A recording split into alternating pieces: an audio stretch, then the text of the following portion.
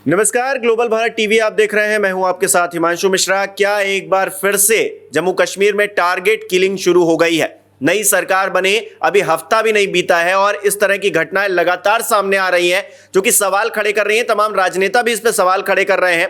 तो क्या वो दौर फिर से लौट रहा है जहां पर आतंक की चपेट में जम्मू कश्मीर हुआ करता था? सर का ताज कहा जाता है हिंदुस्तान का, और इस तरह की घटनाएं एक बार अगर फिर से वहां शुरू हो रही हैं तो फिर दिल्ली भी चिंतित होगी, हम सब भी चिंतित होंगे।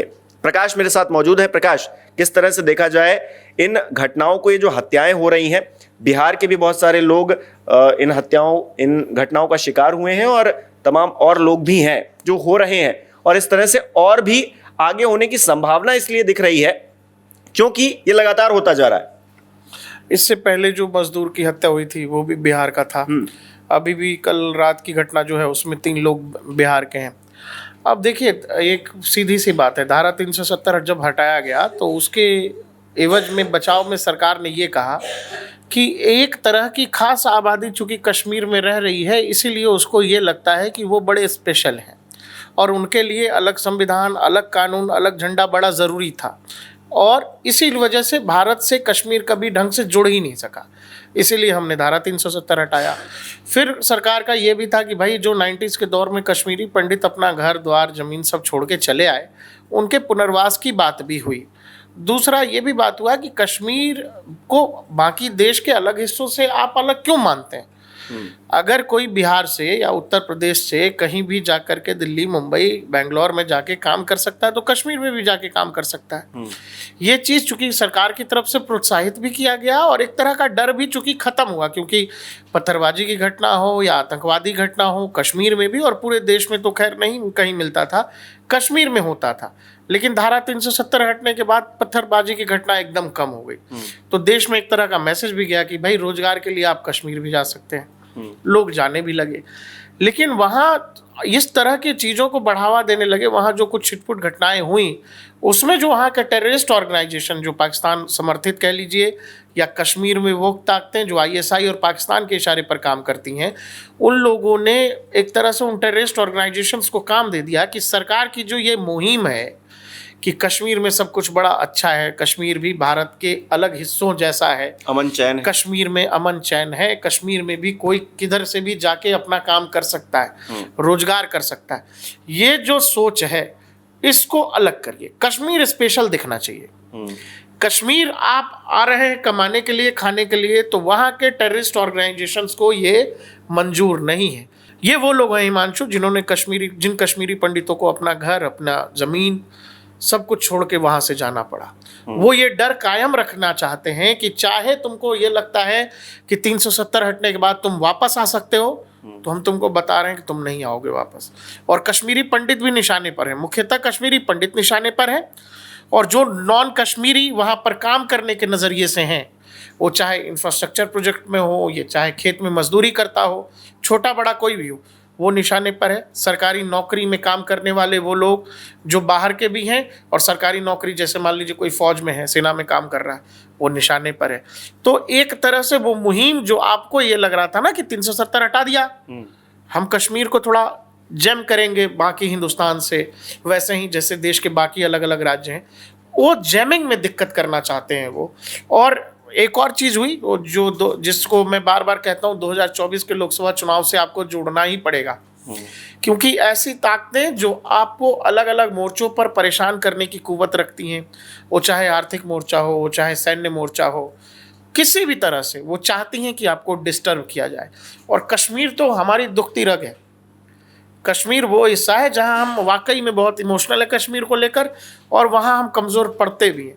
तो कश्मीर वाली नस फिर से दबाई जा रही है, और ये तुरंत तब हो रहा है जब अभी विधानसभा चुनावों के दौरान वहाँ घूम घूम के नेताओं ने प्रचार किया है। हिमांशु, प्रचार किया है कि बाहर के लोग आ करके बताइए, कश्मीर में क्या कोई लंदन से जा रहा है, न्यूजीलैंड से, अमेरिका से जाके कश्मीर में नौकरी कर रहा है? कोई बाहर से जा रहा है मतलब कौन?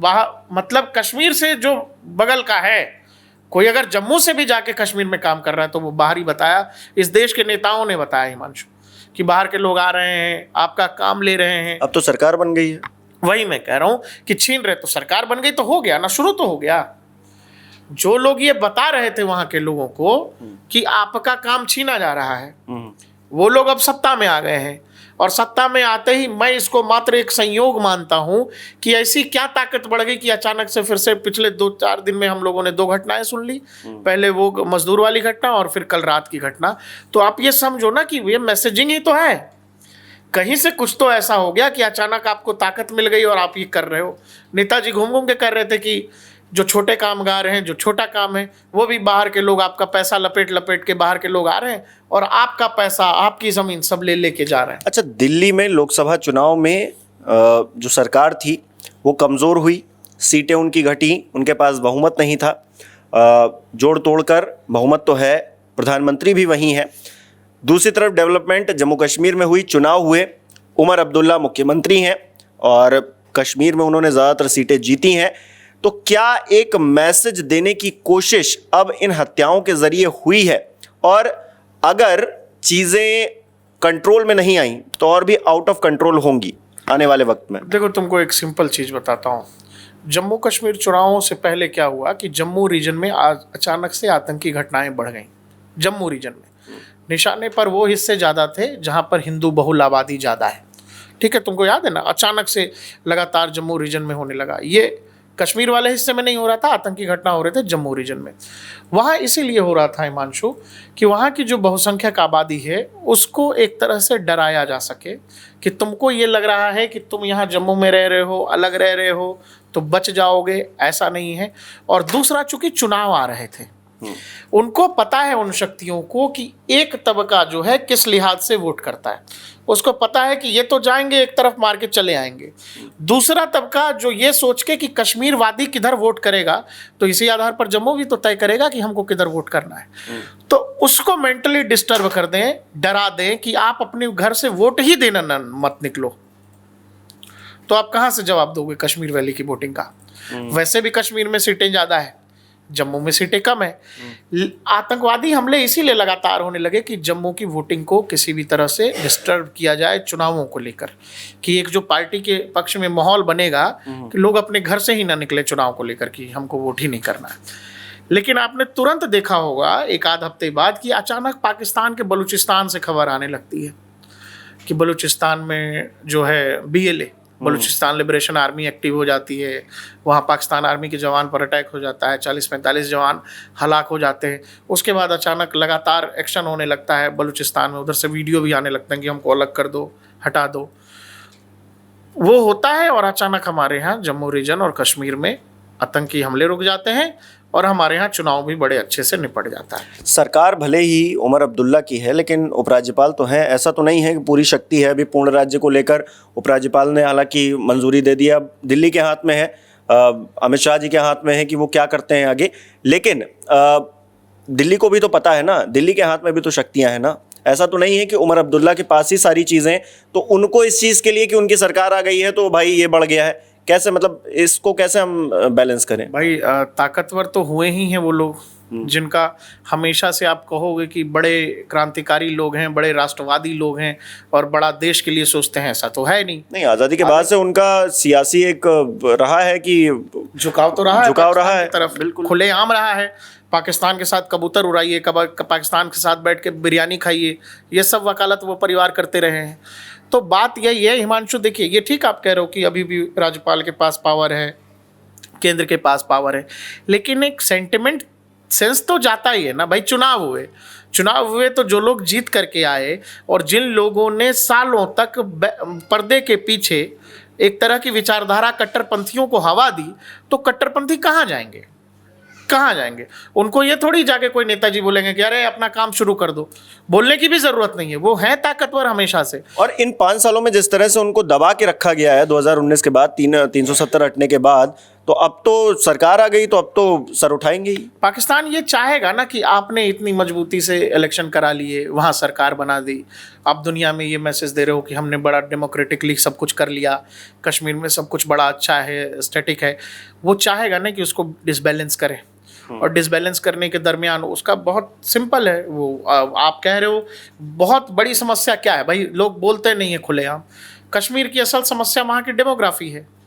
डेमोग्राफी मतलब कि मुस्लिम बहुल प्रदेश है वो, तो चाहते ही नहीं कि दूसरे लोग वहाँ एग्जिस्ट करें। दूसरों का रहना इसीलिए दुभर है। कश्मीरियों को, इस कश्मीरी पंडितों को इसीलिए भगाया क्योंकि चाहते नहीं थे उनके आस पड़ोस कोई और रहे, जो है उनको उनका लगता है। अब 370 हटने के बाद वो वाला रास्ता भी खुल गया कि जो है, जिनका घर जमीन है, जिनको लौटना है वो लौट सकते हैं। लौट कोई नहीं रहा है, केवल सकते हैं वाली बात पर भी लोग नाराज हैं वहां पर। और भाई जिस बीजेपी ने सब कुछ दे दिया, वहां क्या नहीं है, सब कुछ दे दिया उनको, बावजूद इसके एक तरफा वोट हुआ दूसरी पार्टियों को, तो क्यों नहीं हुआ? तो बात केवल विकास की नहीं है और काम की नहीं है, वो ये केवल इस संभावना से कि लोग आ जाएंगे। नहीं तो जब इलेक्शन हो रहे थे तो मैंने कई जगह पे सुना वोटिंग इसलिए भी अच्छी हुई। पहले तो लोग इसलिए वोट नहीं करते थे कि हमको दिल्ली को दिखाना है कि हम देखिए हम आपके मतलब आपके साथ नहीं हैं या फिर आपके खिलाफ हैं, इसीलिए हम वोट करने नहीं निकले। इस बार वोटिंग भी इसी बात पर हुई कि हम दिखाना चाहते हैं कि हम आपके खिलाफ हैं और आपके खिलाफ वोटिंग करेंगे, तभी तो ये नतीजे आए हैं। और आप ये समझो ना कि क्या ये व्यवस्था है कि जैसा बिहार या उत्तर प्रदेश से लोग भाग भाग के दिल्ली या मुंबई जाते हैं, ऐसा तो नहीं है कि कश्मीर भी इतना भर भर के लोग जा रहे हैं। इक्का दुक्का लोग जाते हैं मान लो, लेकिन जो ही लोग जा रहे हैं वहाँ काम वो भी बर्दाश्त नहीं, उनको भी डराने की कोशिश है कि अगर कोई सोच रहा है कि चलो कश्मीर में जाके कुछ बिजनेस कर लें, कुछ इन्वेस्ट कर लें, मजदूरी कर लें, कामगार की कर लें, उनको भी डराने की कोशिश है कि आप मत आइए हमारे यहाँ। तो ये आम लोग क्या करते हैं? आम लोग तो घर में बैठे ही रहते हैं, लेकिन आम लोगों की भी वहाँ की इच्छा ऐसी ही रहती है। वो पूछोगे उनसे बात करोगे तो उनको बड़ा ये लगता है कि वो लोग बड़े एकदम अलग हैं इंडिया से। और जो सेपरेटिज्म, अब आपका नेता घूम घूम के कह रहा है कि बाहर के लोग आ रहे हैं, आपका काम ले रहे हैं, बाहर के लोग आपका पैसा लेकर के जा रहे हैं, तो आप क्या कर रहे हो? आप अलगाववाद को ही तो बढ़ावा दे रहे हो। आप लोगों में सेपरेटिज्म की भावना बढ़ा रहे हो। वो क्या स्पेशल लोग हैं? दूसरे ग्रह से पैदा हुए हैं क्या? हिंदुस्तानी है, हिंदुस्तान का हिस्सा है कश्मीर। देश के बाकी हिस्सों में जैसे लोग जा करके कमाते खाते हैं, वहाँ भी जाके कमा सकते हैं। लेकिन जब नेता लीडरशिप के लेवल पर ये चीज़ होती है कि अंदर इंजेक्ट किया जाता है, तो रिजल्ट के बाद आपको क्या लगता है कि वो किसी को बोलने बताने की ज़रूरत है? ये छिटपुट घटनाएं अभी और होती रहेंगी। इसको रोकना बड़ा चैलेंज होगा, क्योंकि राज्य में वो सरकार है जिसका इतिहास ऐसा है कि जो लोग वहाँ सेपरेटिज्म की बात करते हैं, अलगाववाद की बात करते हैं या कट्टरपंथी मिजाज के हैं, उनको कहीं ना कहीं इन सरकारों ने, कश्मीर के अब्दुल्ला फैमिली हो, वो चाहे ये हो महबूबा, इन दोनों ने बढ़ावा दिया। अब सरकार इसको कैसे हैंडल करेगी, ये तो दिल्ली को देखना पड़ेगा। चलिए देखना पड़ेगा। और ये एक अच्छा साइन तो नहीं कहा जाएगा, क्योंकि जिस तरह से वहाँ लोगों की हत्या हो रही है और टारगेट किलिंग इसे फिर से कहा जा रहा है, तो ऐसे में और लोग भी निशाने पर होंगे। तो हमें उम्मीद है कि दिल्ली इस पर नज़र बनाए होगी और भारतीय जनता पार्टी की सरकार वो अपनी जिस तरह से उन्होंने व्यवस्थाएं कर रखी हैं, हम ये उम्मीद करते हैं कि आगे आने वाले वक्त में इस तरह से कोई इन घटनाओं का शिकार ना हो और अमन चैन बना रहे। वहाँ की जो नई सरकार है उससे भी मेरी ये अपील है कि अमन चैन के लिए उनको जो कुछ भी करना है उनको अपने स्तर पर करना चाहिए, क्योंकि जब हम जिंदा रहेंगे, हमारी आवाम सुरक्षित रहेगी, तो आप सत्ता का सुख भी भोग पाएंगे। नहीं तो अलगाववाद किसी के लिए अच्छी बात तो नहीं है। हमारे दर्शक क्या सोचते हैं बताएं। बहुत बहुत शुक्रिया।